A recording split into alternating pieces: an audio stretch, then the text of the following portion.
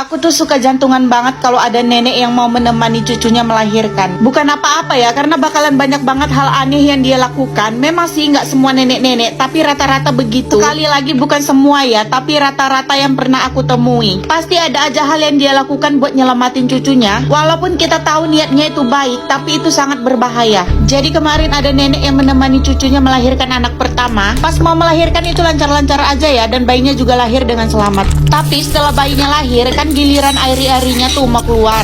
Tapi udah lama banget ari-arinya tuh nggak bisa keluar dan masih menempel keras di rahim cucunya. Jadinya bidannya nyuruh buat dirujuk ke rumah sakit. Awalnya orang tuanya udah mulai setuju, tapi neneknya nggak setuju karena dia pikir dia masih bisa menolong cucunya dengan cara mendorong seluruh isi perut cucunya. Kita pun terkejut dong kenapa dia mendorong isi perut cucunya, karena yang kita takutkan itu ikut rahimnya juga keluar nantinya. Pas kita larang, neneknya nggak mau, malahan dia minta bantuan sama anaknya, mama kandungnya si cucu tadi, buat mendorong perutnya karena menurut dia tenaga dia aja nggak cukup. Cucunya pun menjerit kesakitan. Kami udah mencoba melarang karena takutnya terjadi apa-apa, tapi keluarganya menolak. Sudah ada sejaman lebih, mereka belum juga mengambil keputusan buat merujuk ke rumah sakit.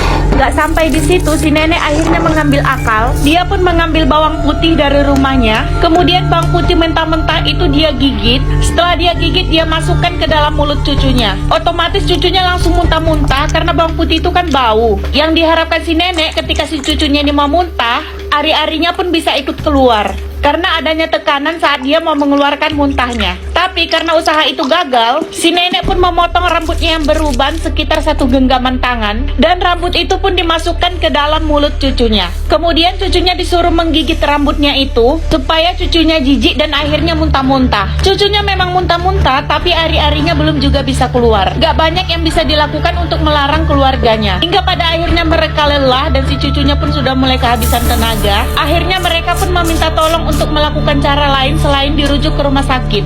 Karena entah kenapa mereka takut banget sama yang namanya rumah sakit. Dan dengan perjanjian, akhirnya bidannya pun menolong dengan melakukan manual. Akhirnya cucunya selamat. Saranku sih lebih baik kalau misalnya punya nenek yang pemikirannya masih kuno, lebih baik saat melahirkan tidak dibawa dulu ke dalam ruangan sampai cucunya lahir. Oh